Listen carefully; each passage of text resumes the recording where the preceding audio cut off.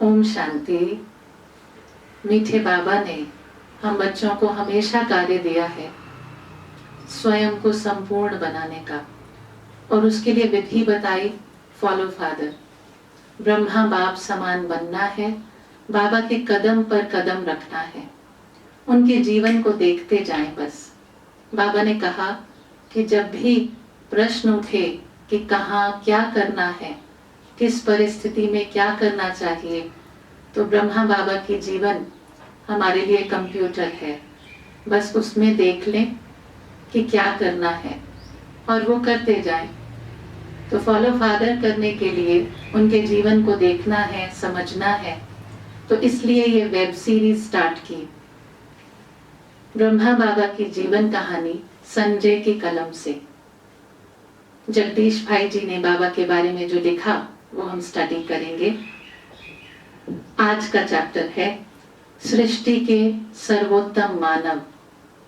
साकार बाबा के साथ जीवन की जो घड़ियां बीती वे सभी स्मरणीय हैं, क्योंकि स्मृति पटल पर उनका पुनः उभर आना ऐसा प्रतीत होता है जैसे कोई रंग बिरंगे प्रकाश का झरना मन को मुग्ध कर लेता है।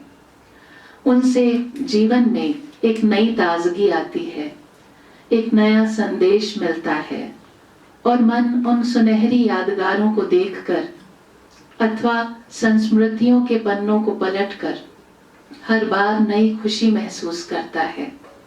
उन्हीं पन्नों को ज्यादा से ज्यादा जल्दी जल्दी पलटते हुए जो चित्र भीतर के नेत्र के सामने आते जाते हैं, उनमें से कुछ का चित्रण करने का प्रयास कर रहा हूं।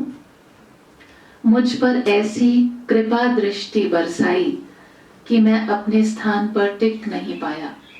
जगदीश भाई जी कह रहे हैं, बात सन 1953 की है, जब मैं पहली बार मधुबन गया था। उन दिनों इस ईश्वरीय विश्वविद्यालय का मुख्यालय वर्तमान स्थान पर न होकर ब्रिज कोठी में था। मन की कुछ विचित्र स्थिति साथ लेकर गया था। ब्रह्मा बाबा कैसे होंगे, उनका हाव भाव, बैठना उठना, बातचीत किस प्रकार की होगी। वह तो सृष्टि के पितामह हैं और सर्वोत्तम मानव हैं। उनका सब कार्यकलाप तो निराला ही होगा। ये सब देख पाने की उत्सुकता मन में हिलोरे ले रही थी।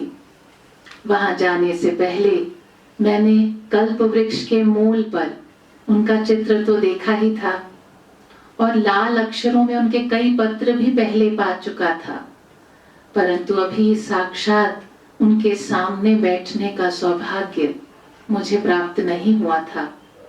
आखिर रेल और बस द्वारा यात्रा पूरी हुई और हम मधुबन पहुंचकर नहा धोकर उत्सुकता को मन में बटोरे हुए पिताश्री जी से मिलने, उनके माध्यम से शिव बाबा से मिलने की तिरोहित इच्छा को लिए उनके सामने जाकर बैठ गए। सच कहता हूं, इन नैनों ने ऐसी छवि कभी नहीं देखी। बाबा के चेहरे पर अनेक राजों से युक्त परंतु स्वाभाविक कुछ हल्की कुछ गहरी रेखाएं उभर आई थीं, परंतु ऐसा याद आता है कि शायद 1 मिनट ही अभी मुझे वहां बैठे हुए हुआ होगा कि बाबा ने मुझे निहारते हुए मुझ पर ऐसी कृपा दृष्टि बरसाई कि मैं अपने स्थान पर टिक नहीं पाया, बल्कि जैसे कोई सुई बरबस ही एक शक्तिशाली चुंबक की ओर स्वतः खिंची हुई सी चली जाती है, वैसे ही मैं भी पंखों के बिना ही उड़ान भरकर उनकी गोद में जा समाया था। परंतु मुझे इतना भी आभास नहीं हुआ कि मैं वहां से उठकर उनकी गोद में गया, बल्कि यह चेतना तो मुझे बाद में ही आई कि मैं उनकी गोद में हूँ। उससे पहले के क्षणों में जब मैं बाबा की गोद में था, तब ना तो मुझे अपने देह का रंच भी भान था, न मुझे साकार माध्यम के स्पर्श का बोध था, न पास ही में बैठी कोई माताश्री तथा बहनों का कुछ एहसास था, न मुझे ये ज्ञान भी रहा था कि मैं इस भौतिक लोक में हूँ। जैसे कोई बिछड़ी हुई आत्मा परमार्थिक प्यार की एक कसक के साथ अपने प्रियतम से मिलने की अनुभूति में डूबी हुई हो। एक ऐसी ही चेतना का आत्मा में संचार हुआ। ढूंढने से शब्द नहीं मिलते कि इसका वर्णन कर सकूं। पूर्ण प्रत्याहार की अवस्था थी। प्राकृतिक कुछ क्षणों के लिए बिल्कुल मिट सा गया था। आत्मा और परमात्मा के बीच अन्य कोई रेखा और रंज कुछ न था। एक अपूर्व अनुभव था जिसकी लालसा सदा बनी रहती है। उस ज्योति स्वरूप परमात्मा के ब्रह्म तत्व जो कि परम धाम में होता है का भी भान नहीं था। मानो शिव बाबा और मेरे बीच का फासला भी समाप्त हो चुका था। काल भी वहां अनुपस्थित था। फिर अनायास ही कुछ ऐसे शब्द सुनाई पड़े, बच्चे बच्चे, ओ मीठे बच्चे, अब तो बाप के पास आ गए हो, अब तो आ मिले हो। ऐसा लगता था कि ये शब्द मेरे भीतर के कान सुन रहे हैं, यद्यपि ये शब्द साकार बाबा के माध्यम से उच्चारे गए थे। ऐसा मुझे बाद में बताया गया। अब धीरे धीरे मुझे महसूस हुआ कि मैं उस पिता की शीतल गोद में हूँ, और लगा कि जिस चीज की मुझे इस जीवन के बचपन से ही तलाश थी, जिससे मिलने के लिए मेरे मन में जन्म जन्मांतर से आश थी, आज मेरा उससे मिलन हुआ है। थोड़े ही समय में जब मेरे साथ ही आए हुए अन्य लोगों से भी बाबा मिल चुके, तो वे अपने आसन से उठे और मेरी उंगली को अपने समर्थ हाथों में थाम कर, जैसे एक पिता अपने छोटे बच्चे को कहीं ले जाता है, मुझे यज्ञ समाचार सुनाते हुए सीढ़ियों से नीचे उतरने लगे और एक एक उपस्थित ब्रह्मा कुमारी बहन का परिचय भी देते रहे। और साथ साथ उन्होंने मुझे सारा घर, यहाँ तक कि स्टॉक के बंद कमरे को भी खुलवा कर दिखा दिया, जैसे कि चिरकाल के बाद आए किसी बच्चे को बाप अपने घर का सारा समाचार निसंकोच होकर सुना देता है। और तो क्या, बाबा ने मुस्कुराते हुए एक बात और भी इन शब्दों में बता दी, बच्चे, इस आवास स्थान के पीछे ही शमशान है, और वहां एक साधु ने कुटिया बना रखी है, और वो रात दिन ऊंचे ऊंचे स्वर से बाबा पर गाली रूपी पुष्पों की वर्षा करता रहता है।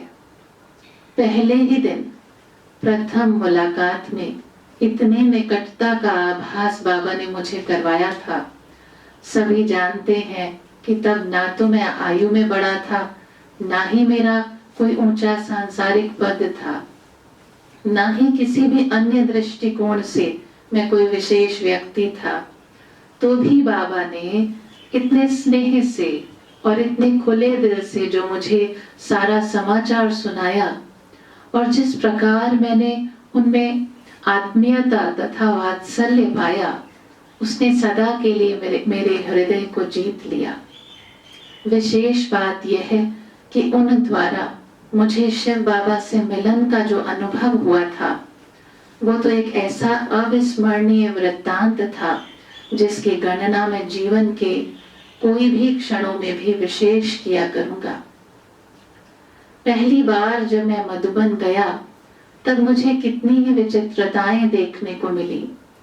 यज्ञवत्सों में कितने ही वत्स ऐसे भी थे जिनकी लौकिक माता या मासी भी प्रभु समर्पित थी, तथा अन्य कई संबंधी भी समर्पित वत्सों में ही सम्मिलित थे, परंतु वे सभी स्वाभाविक रूप से एक दूसरे को बहन शब्द से संबोधित करते थे।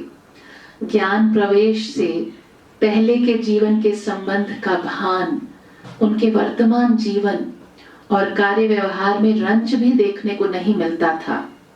इसलिए मुझे ये देखकर प्रसन्नता युक्त आश्चर्य हुआ कि मातेश्वरी जी की लौकिक माता उनके लिए मम्मा शब्द का प्रयोग करती थी और पिताश्री जी की लौकिक धर्म पत्नी उन्हें बाबा कहती थी और भ्राता विश्व किशोर को उनकी धर्म पत्नी भाव अर्थात बड़ा भाई कहती थी।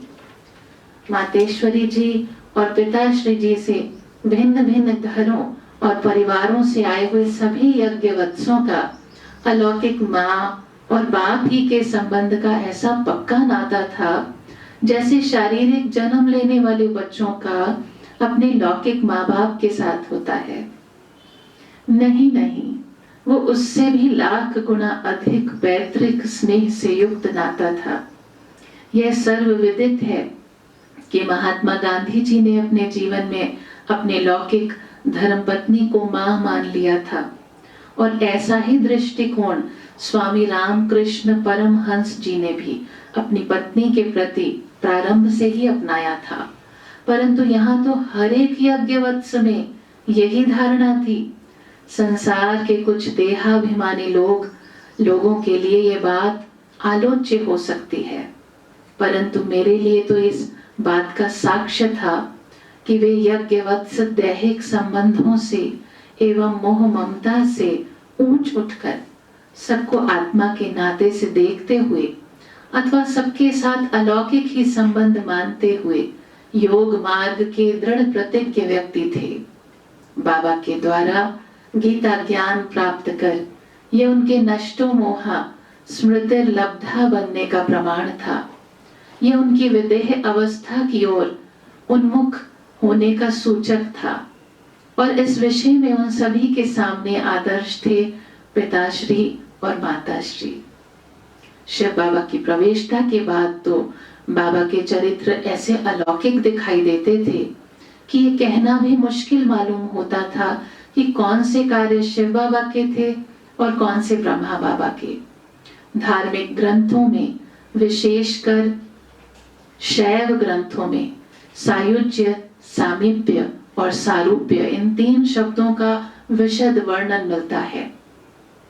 आगमों में तीन प्रकार की मुक्ति के वर्णन में इन तीन शब्दों का विशेष रूप से प्रयोग किया जाता है, परंतु साकार बाबा के जीवन पर एक नए अर्थ में ये तीनों ही विशेषण चरितार्थ होते थे और उनकी अव्यक्त अवस्था पर तो ये और ही ज्यादा सार्थक रूप में अनुभव किए जाते हैं। ब्रह्मा बाबा का शिव बाबा से अनन्यतम योग था। दोनों में ऐसा सायुज्य था कि मानो एक दूसरे की राय के बिना अथवा एक दूसरे से अलग होकर वे कोई कार्य करते ही नहीं थे। उनमें सामीप्य भी इतना था कि वो दो ना होकर एक ही मालूम होते थे।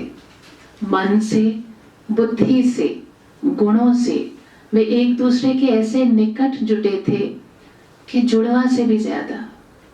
उनके कर्तव्य भी एक रूप से ही हो गए थे और ब्रह्मा बाबा का साकार रूप ही तो शिव बाबा का भी साकार रूप था और ब्रह्मा बाबा की शब्दावली भी तो एक रूप ही लेती गई थी।